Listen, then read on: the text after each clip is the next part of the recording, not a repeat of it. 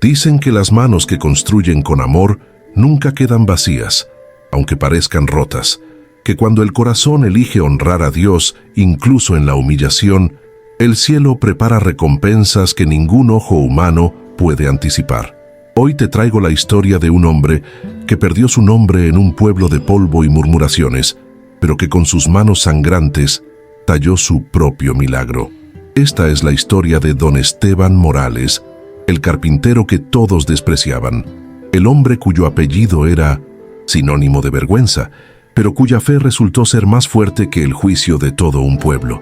Lo que vas a escuchar hoy no es solo un testimonio de redención, es una prueba viviente de que Dios nunca abandona a quien trabaja con las manos y reza con el corazón. Tengo un testimonio poderoso que compartir contigo hoy, pero necesito que me prometas algo. Si te quedas hasta el final de esta historia, verás cómo Dios obra de formas misteriosas. Suscríbete ahora para no perderte ningún testimonio que puede ser justo el mensaje que tu corazón necesita. Y déjame en los comentarios, ¿desde qué país nos estás viendo? Y cuéntame, ¿alguna vez has sentido que Dios respondió una oración cuando menos lo esperabas? Quiero conocer tu historia. Don Esteban Morales tenía 58 años cuando esta historia comenzó y vivía en un pueblo olvidado de Oaxaca, donde el viento arrastraba más polvo que esperanzas. Su taller de carpintería se alzaba al borde del pueblo, una construcción de adobe con el techo remendado con láminas oxidadas, rodeado de virutas de madera y herramientas que habían pertenecido a su padre y al padre de su padre. Sus manos eran mapas de trabajo, callosas, con cicatrices de astillas antiguas, las uñas siempre manchadas de barniz y tierra. Tenía el rostro curtido por el sol oaxaqueño, arrugas profundas alrededor de los ojos que alguna vez fueron de risa, pero que ahora solo mostraban cansancio. Su espalda se encorvaba ligeramente bajo el peso invisible de 3 años de viudez y un apellido que todos en el pueblo pronunciaban con desprecio. Esteban era viudo desde que su esposa María falleció de un paro cardíaco una madrugada de diciembre, pero el verdadero golpe, el que partió su vida en dos, llegó apenas 2 meses después. Su único hijo, Roberto, murió en un accidente automovilístico mientras conducía ebrio. Se llevó consigo a su esposa, dejando huérfana a Lupita, la nieta de Esteban, de apenas 9 años en ese entonces. La niña no solo perdió a sus padres, esa noche perdió la voz. El trauma la dejó muda. Ahora Esteban vivía con Lupita en ese taller convertido en hogar, donde el olor a madera de sabino se mezclaba con el aroma del café aguado que tomaban cada mañana. Él sobrevivía reparando sillas desvencijadas por 20 pesos, fabricando cruces sencillas para el cementerio, haciendo trabajos que otros carpinteros rechazaban por mal pagados. Pero cada noche, sin falta, se arrodillaba frente a un crucifijo de madera que él mismo había tallado y rezaba: «Señor, no te pido riquezas, solo dame fuerzas para cuidar de esta niña y que mi trabajo te honre». Su fe era lo único que no le habían podido quitar. El pueblo no perdonaba. Desde el accidente, el apellido Morales se había convertido en sinónimo de vergüenza y mala sangre. Como el padre, como el hijo, murmuraban las mujeres en el mercado.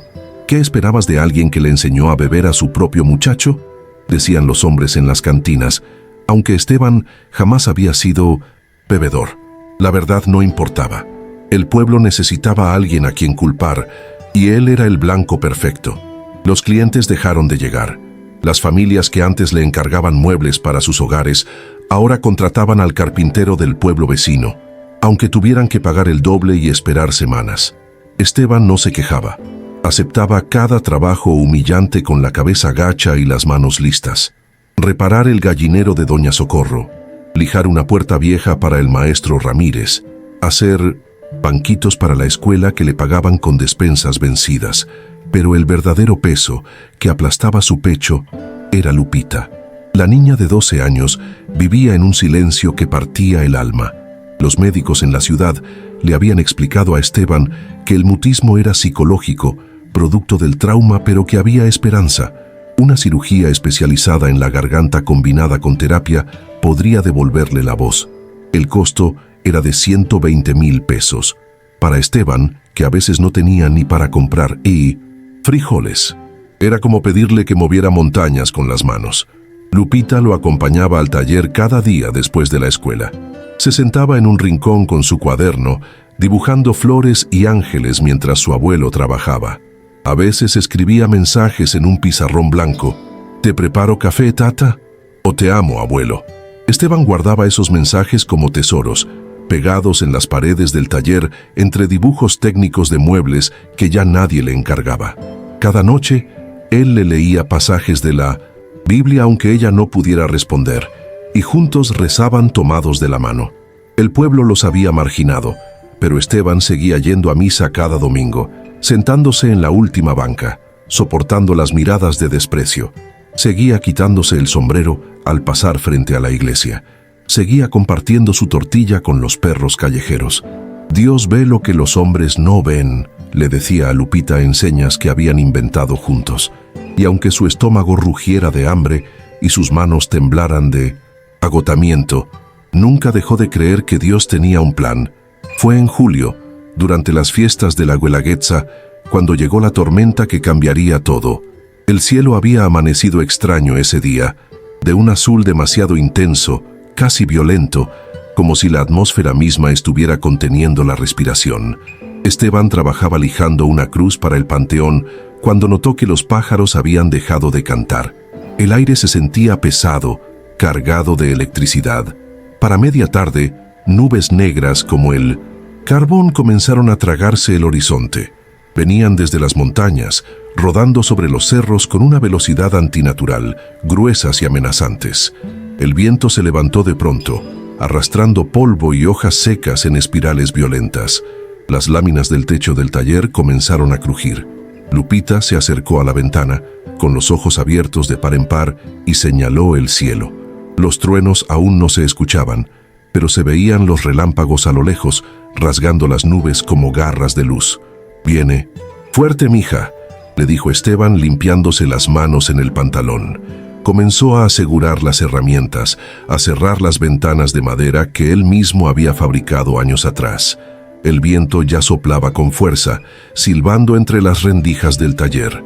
Las primeras gotas cayeron gruesas y espaciadas, golpeando el techo de lámina con un repiqueteo metálico que fue creciendo hasta convertirse en un rugido ensordecedor.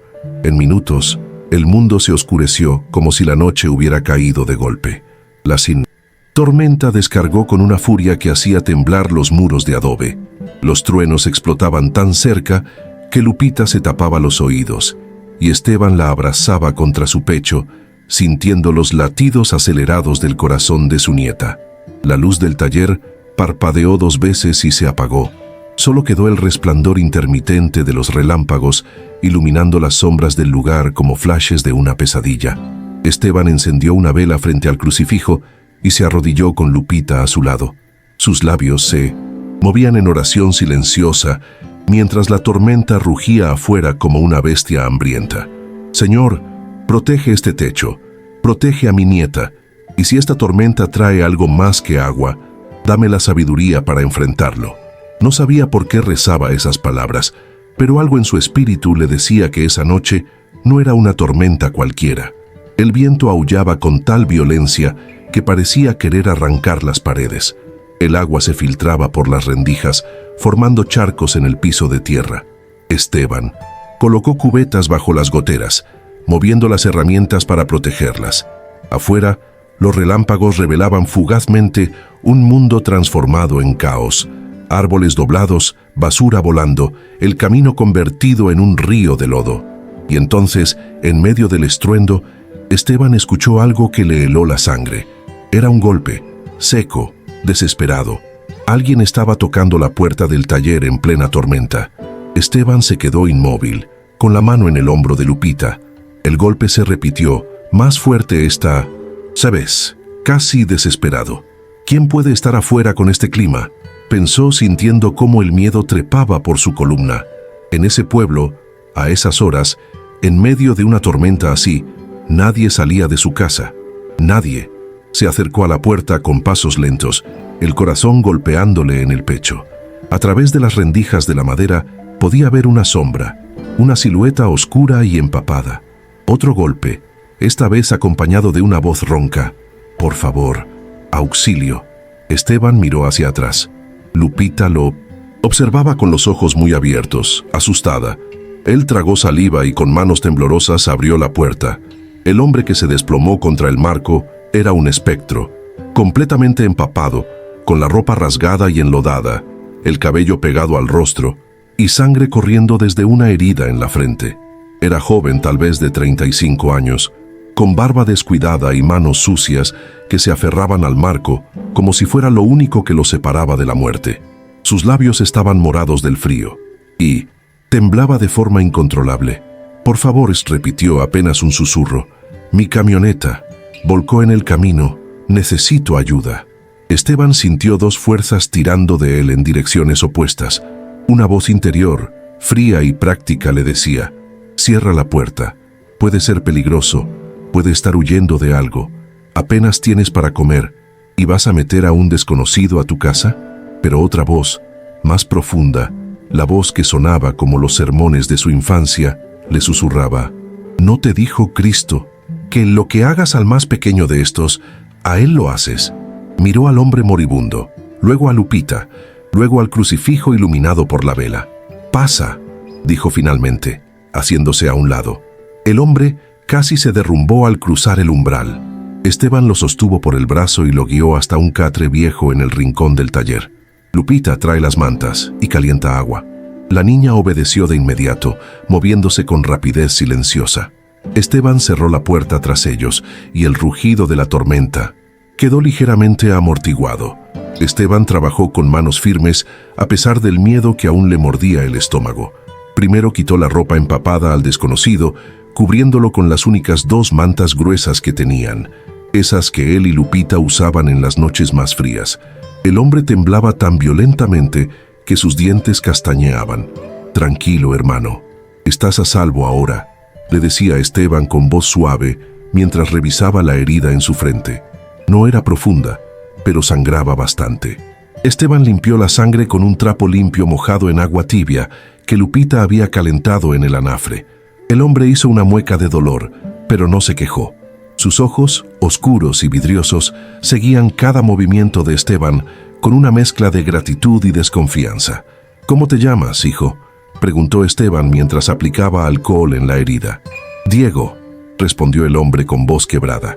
«Me llamo Diego Salazar». Esteban asintió y continuó curándolo. Vendó la herida con tiras de tela limpia. Luego le dio a beber té caliente de hierbas que había preparado para él y Lupita. Solo tenían 3 tortillas frías y un poco de frijoles refritos de 2 días atrás. Esteban calentó todo en el anafre y lo sirvió en su único plato decente. «Come, Diego. Necesitas recuperar fuerzas». El hombre miró el plato, luego miró a Esteban y a la niña que lo observaba desde el rincón. «Pero ustedes...». «Ya comimos», mintió Esteban con una sonrisa. Lupita no dijo nada, porque no podía, pero sus ojos, tristes, delataban la mentira. Diego comió con desesperación, casi con vergüenza. Cuando terminó, dejó escapar un suspiro profundo y cerró los ojos. «Gracias. No sabe lo que significa esto». Esteban se sentó en una silla frente a él, con las manos entrelazadas.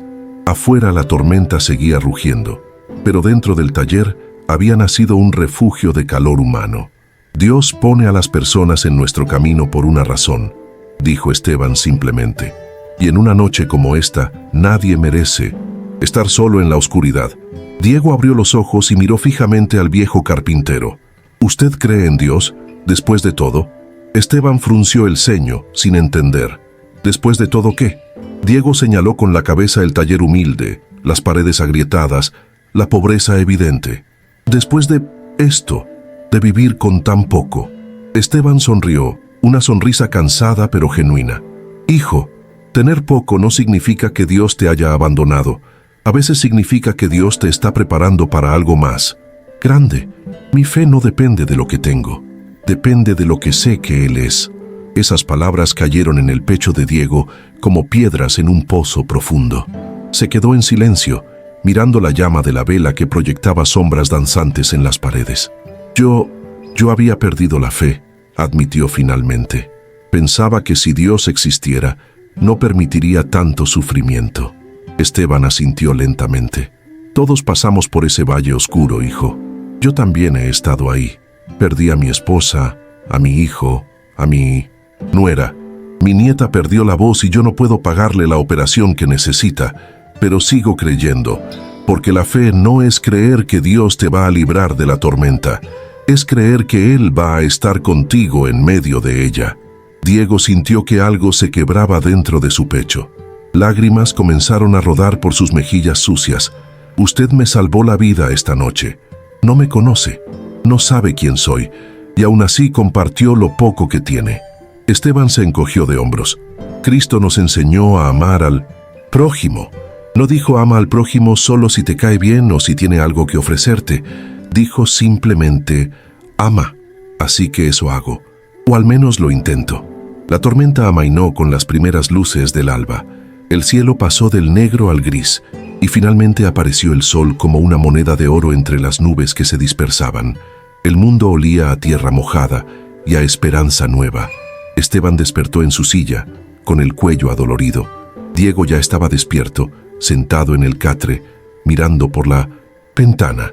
«Buenos días», dijo Esteban con voz ronca. Diego se volvió hacia él y asintió. Se veía mejor, con color en las mejillas, aunque la venda en la frente recordaba la noche pasada. «Necesito irme.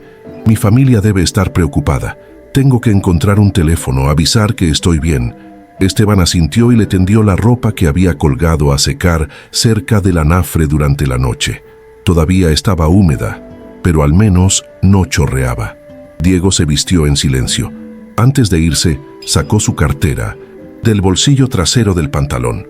Estaba empapada pero intacta. Sacó varios billetes, al menos 2,000 pesos. «Por favor, acepta esto. Es lo menos que puedo hacer». Esteban levantó la mano, rechazándolo con firmeza. «No, hijo, no te salvé por dinero. Te salvé porque era lo correcto. Guarda tu dinero. Vete a casa con tu familia». Diego insistió, pero Esteban fue inamovible. Finalmente, Diego guardó el dinero, pero sus ojos brillaban con algo que parecía reverencia. «No voy a olvidar esto», dijo. Diego en la puerta con la voz cargada de emoción. «Nunca. No sé cómo, pero le voy a pagar lo que hizo por mí». Esteban sonrió y le puso una mano en el hombro. «No me pagues a mí, págale a la vida. Cuando veas a alguien que necesita ayuda, acuérdate de esta noche y ayúdalo tú». Diego asintió incapaz de hablar y desapareció por el camino lodoso hacia el pueblo. Esteban cerró la puerta y miró a Lupita, que ya estaba despierta. La niña sonrió levemente. Esteban sintió algo extraño en el pecho, una calidez que no podía explicar, como si algo hubiera cambiado en el tejido invisible del universo. «Vamos, mija», dijo, tomando sus herramientas. «Tenemos trabajo que hacer». Pero en el fondo de su corazón, sin saber por qué, sentía que algo importante había comenzado esa noche. Pasaron 3 meses. El verano se convirtió en otoño y las cosas empeoraron de formas que Esteban no había imaginado. Los trabajos se volvieron aún más escasos. El párroco dejó de encargarle cruces porque una familia donó 100 cruces de fábrica al cementerio. Doña Socorro, que le había dado trabajo reparando su gallinero, se mudó con su hija a la ciudad. Uno a uno, los pequeños ingresos que mantenían a flote a Esteban se evaporaron como agua en el desierto. Lupita comenzó a tener dolores de cabeza severos. El médico del centro de salud, después de revisarla, llamó a Esteban aparte con expresión grave. «Don Esteban, la condición de la niña está empeorando. El trauma está afectando más que su voz. Está desarrollando migrañas crónicas, posiblemente por estrés psicológico acumulado. Necesita ver a un especialista urgentemente y esa cirugía que le mencionaron ya no puede esperar más. Si no se atiende pronto, el daño podría volverse permanente». El mundo de Esteban se tambaleó. ¿Cómo iba a conseguir 120,000 pesos cuando apenas tenía para comer? Intentó pedir un préstamo en la caja de ahorro del pueblo. Lo rechazaron. «Don Esteban, usted no tiene ingresos estables ni propiedades que ofrecer como garantía. Lo siento». Intentó vender sus herramientas, las que habían pertenecido a su padre. Un comprador de herramientas usadas del pueblo vecino le ofreció 3,000 pesos por todo. Era un insulto, pero Esteban estaba desesperado. Aceptó. Con ese dinero compró medicinas para las migrañas de Lupita y comida para 2 semanas. Las noches se volvieron largas y tortuosas. Esteban se quedaba despierto mirando a Lupita dormir, viendo cómo su rostro se contraía de dolor, incluso en sueños. Se arrodillaba frente al crucifijo y rezaba con una intensidad que le quemaba el pecho. Señor, no te pido por mí, te pido por ella. Es inocente, no se merece este sufrimiento. Por favor, muéstrame un camino, dame una señal. No puedo ver sufrir más a mi nieta, no puedo. Sus lágrimas caían sobre las manos callosas, manos que ahora no tenían ni herramientas para trabajar. Una mañana, Lupita no pudo levantarse de la cama. La migraña era tan severa que vomitaba y lloraba en silencio, con los ojos apretados. Esteban corrió al centro de salud, pero no tenían los medicamentos que necesitaba. Tiene que ir a la ciudad, don Esteban. Aquí no podemos hacer más. Pero el viaje a la ciudad costaba dinero que no tenía. Se sentó junto a la cama de su nieta, sosteniéndole la mano, sintiéndose el hombre más inútil del mundo. Esa noche rezó como nunca antes lo había hecho. Se postró en el suelo de tierra, con la frente pegada al piso frío, y lloró. Dios mío, me rindo, no puedo más. Si esto es una prueba, ya la perdí. No tengo fuerzas, no tengo recursos, no tengo esperanza. Pero si todavía me escuchas, si todavía te importo, por favor, salva a esta niña. Tómame a mí si es necesario, pero no la dejes sufrir más. Te lo suplico. Su voz se quebró en sollozos que sacudían todo su cuerpo. Afuera, la luna llena bañaba el mundo en luz plateada, indiferente a su agonía. 2 días después, cuando Esteban estaba preparando té de hierbas para Lupita, escuchó el sonido de un vehículo deteniéndose frente al taller. Era extraño, casi nadie lo visitaba ya. Se asomó por la ventana y vio una camioneta negra y reluciente, completamente fuera de lugar en ese barrio de polvo y pobreza. Su corazón dio un vuelco cuando vio quién bajaba del vehículo. Era Diego, pero no el Diego empapado y moribundo de aquella noche de tormenta. Este Diego vestía traje oscuro, zapatos brillantes y tenía un portafolio de piel en la mano. Caminaba con la confianza de alguien importante. Esteban abrió la puerta con manos temblorosas, sin entender qué estaba pasando. Diego, el hombre sonrió. Esa sonrisa que Esteban recordaba de aquella noche, pero ahora había algo más en ella. Gratitud infinita. Don Esteban, dijo Diego, y su voz se quebró un poco. He estado buscándolo durante meses.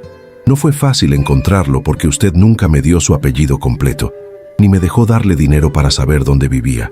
Esteban estaba confundido, aturdido. ¿Buscándome? ¿Por qué? Diego entró al taller, mirando alrededor con los ojos brillantes. Porque necesitaba encontrar al hombre que me salvó la vida, al hombre que me devolvió la fe cuando yo la había perdido completamente. Diego dejó el portafolio sobre la mesa de trabajo y respiró profundo. Don Esteban, yo no soy quien usted cree. Mi nombre completo es Diego Salazar Mendoza. Soy arquitecto especializado en restauración de patrimonio cultural. Trabajo para la Secretaría de Cultura y dirijo proyectos de restauración de templos coloniales en todo México. Esteban parpadeó sin comprender todavía. Aquella noche que me salvó yo venía de Oaxaca capital. Había ido a evaluar varios templos en la región. Perdí el control de mi camioneta en la tormenta y volqué. Estaba huyendo, don Esteban, continuó Diego con la voz cada vez más emocionada. No solo de la tormenta, estaba huyendo de mi vida. 3 meses antes había perdido a mi hermano menor en un accidente. Murió ahogado tratando de salvar a un niño en la playa. Mi hermano era mi mejor amigo, mi socio, mi todo.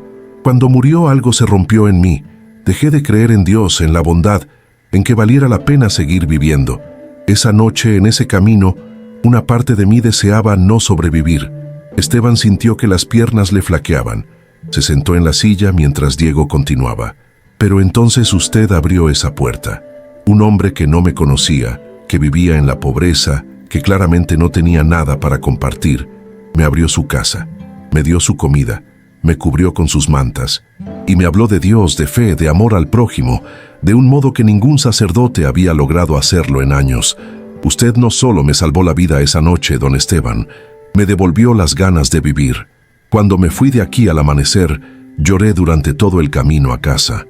Lloré porque había encontrado algo que creía perdido, la certeza de que todavía existe gente buena en el mundo, de que Dios no nos ha abandonado, y juré que iba a encontrarlo, que iba a devolver de alguna manera lo que usted hizo por mí.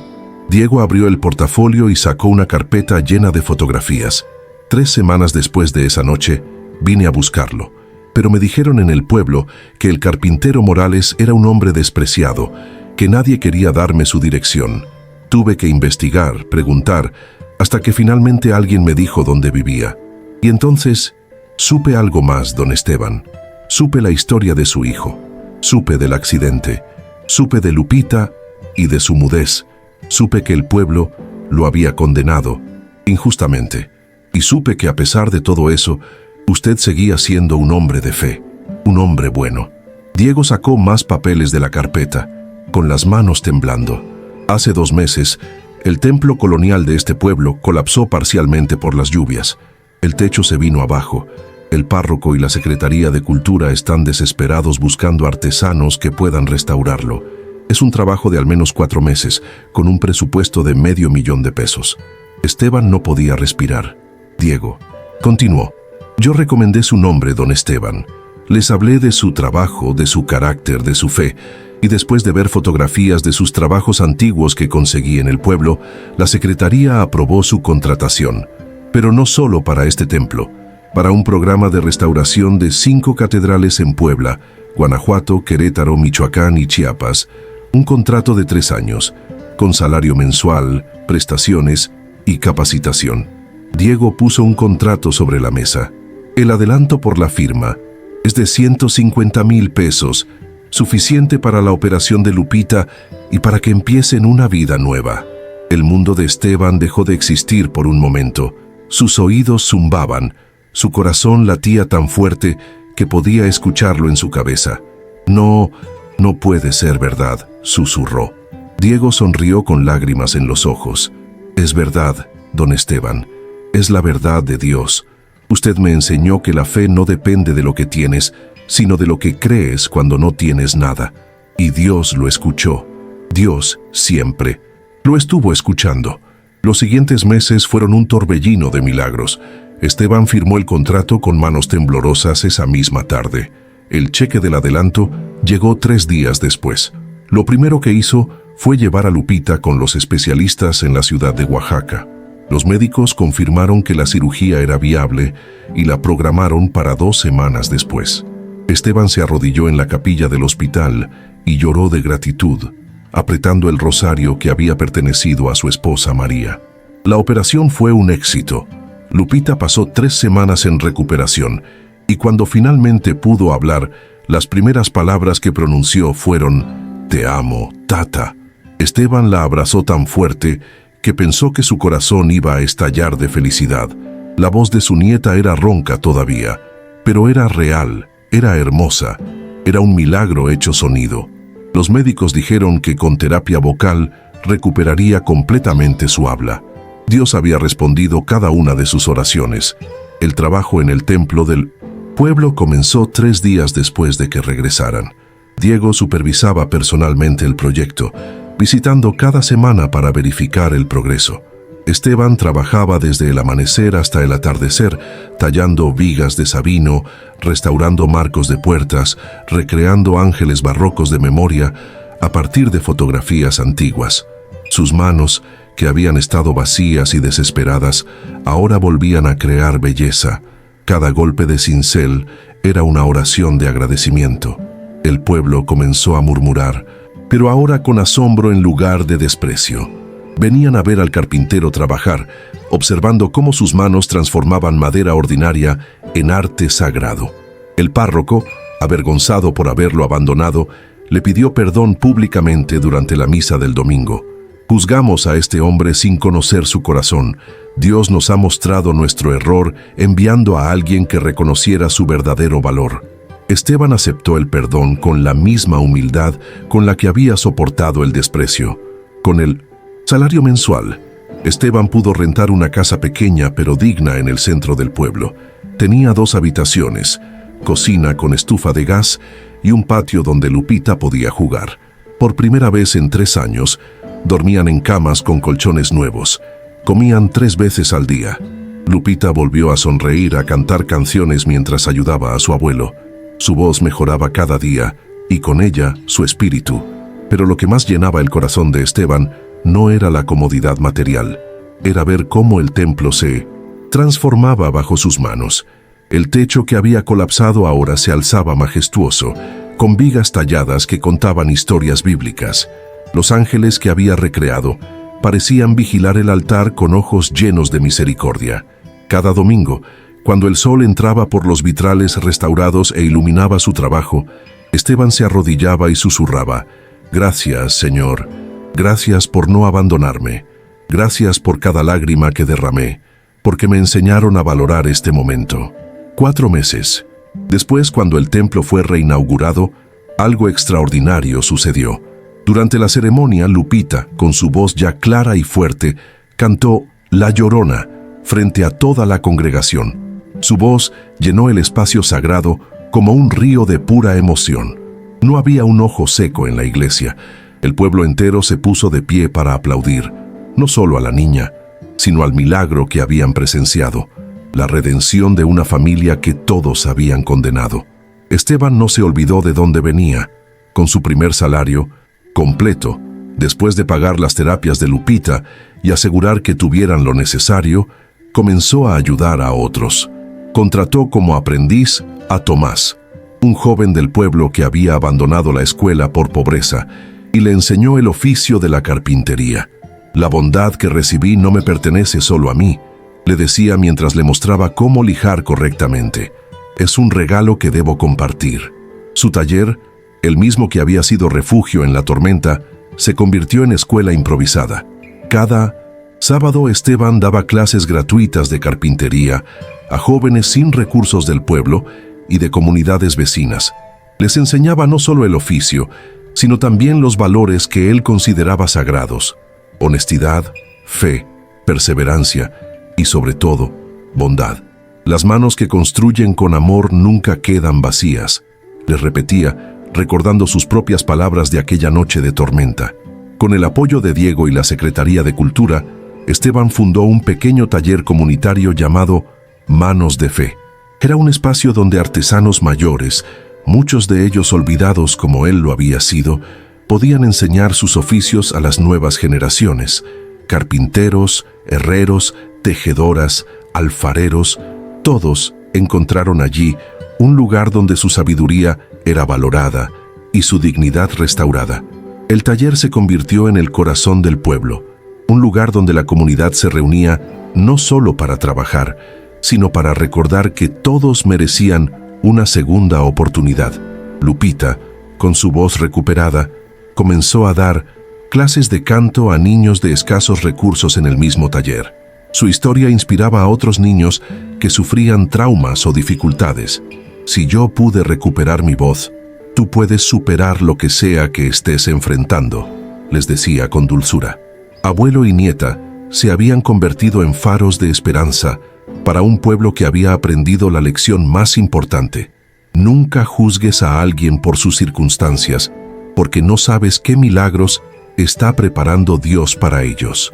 La historia de don Esteban Morales nos enseña que Dios nunca llega tarde, solo llega en el momento exacto, que cuando el corazón es generoso incluso en la pobreza, el cielo toma nota y prepara recompensas que ningún ojo humano puede anticipar. Esteban fue humillado, despreciado, empobrecido hasta el límite, pero nunca dejó de creer. Nunca cerró su puerta al necesitado. Nunca permitió que el dolor lo convirtiera en alguien amargado. Y Dios, que nunca se olvida de los corazones buenos, le devolvió todo multiplicado: la voz de su nieta, la dignidad de su nombre, el trabajo de sus manos y el respeto de su comunidad. Pero más importante aún, le dio un legado que trascendía el dinero: la certeza de que la bondad siempre vuelve, de que la fe nunca es en vano y de que cada acto de amor que hacemos en la oscuridad, Dios lo ilumina con luz eterna. Porque al final, como don Esteban aprendió, no importa cuán rota esté tu vida, si tienes fe y bondad en el corazón, Dios puede reconstruirte de formas más hermosas de lo que jamás imaginaste. Si llegaste hasta aquí, no fue casualidad. Dios te puso frente a esta historia porque necesitabas escucharla. Ahora quiero que hagas algo por mí. Suscríbete al canal para seguir recibiendo estas historias que alimentan el alma. Y en los comentarios, escribe de qué país eres y cuéntame, ¿qué te dejó este testimonio? ¿Hay algo en tu vida que necesites entregar a Dios hoy? Comparte tu oración, tu dolor o tu alegría. Aquí somos una familia y tu historia importa.